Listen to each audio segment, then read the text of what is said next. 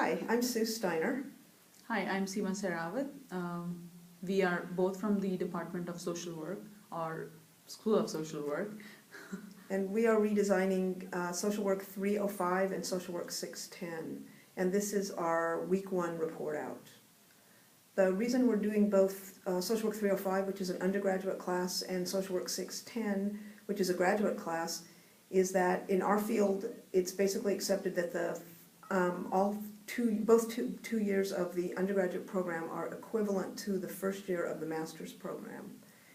And so we have a lot of courses that are very similar in the undergraduate program to courses that we teach in the first year of the master's program. So Social Work 305, which Seema has taught, and Social Work 610, which I have taught, are almost identical courses. And we do that because we have a 1-year advanced master. So students who do their undergraduate in social work can, get admitted in a 1-year advanced program. So that's why we try and parallel, the BSW and the first year of their masters in social work. I think for our week 1, we are given 3 questions. And the first one is, about the assessment plan and what we are thinking about when we redesign it. How are we going to assess this redesign, whether it was effective or we did no harm at least. So what we are thinking in terms, we use the mind map tool that was introduced to us yesterday, and we are hoping to assess at 3 different levels. One is the knowledge SLOs. SLO is the student learning outcome, I guess we all know that. Value SLOs and skill SLOs. So we already have the knowledge SLOs for our course. We are right now in the process of operationalizing the knowledge SLO so that how we can best measure it. And also we are thinking of developing some rubrics for our existing assignments, and then seeing how students are getting different concepts in this course. Sue, do you want to add anything? No, just I think we also are looking at a little bit of possibly comparing courses that are being taught in a traditional format to ones that are being taught in this redesigned format, both by asking students for some feedback as well as looking at grades on assignments. Yeah, and we already had a survey that we use, so we are going to modify that survey and use it for this class. Our second question was about the NCAT model that we chose.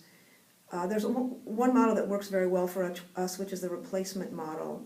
The reason we chose that model is because both courses that we're redesigning are what we call in social work practice classes. They're courses where students get hands-on skills to actually practice social work. And our faculty decided that for all practice classes, at least a third of the class must be taught in a face-to-face format. So we can't do a completely online class for a practice class.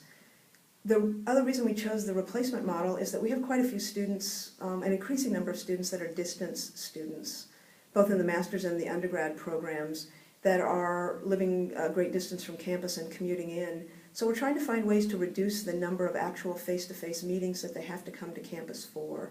So the replacement model allows us to have some face-to-face time and also reduce the number of classes where students meet, so our commuter students will not have to come in as often. So that is our model choice. Great. The third question is our ideas about this redesign. And we have been doing a lot of brainstorming and trying to see how we can really use the class time efficiently and effectively so that we can move some of it online, and then students don't have to do the commute for all the classes. So we have been thinking about some activities which may be done online. So we are thinking of, I guess, using the Vigio community for some of the discussions and the semester-long project the students will be doing for them to collaborate and work with each other that way. Well, and one of the other things we've been tossing around is the idea of having quizzes that students do during their non-class time, where they can work, some of them individually and some of them probably in groups, to address some of the SLOs actually that we're looking at. This also kind of ties back into assessment, where they'll do this before class, and then when they actually come to the class sessions, we'll have time to discuss them. And they'll be non-graded quizzes, so they'll show that students are engaging with the material and thinking about the material. And then when they come to class, we'll have the opportunity to spend time talking about them and seeing how much they're getting, what they're not getting as well. So those are our ideas at this point. Anything to add?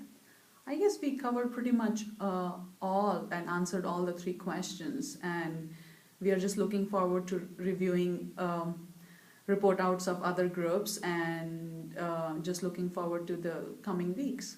And I'll just add, this has been a great opportunity, one, to spend time with my colleague Seema, who I never get to see enough, but also for us to really spend some time talking about teaching and how we think about teaching and about our courses, which we don't have enough time to do. So that's been a great gift of this process. And Thank you. Thank you for the opportunity. Mm-hmm.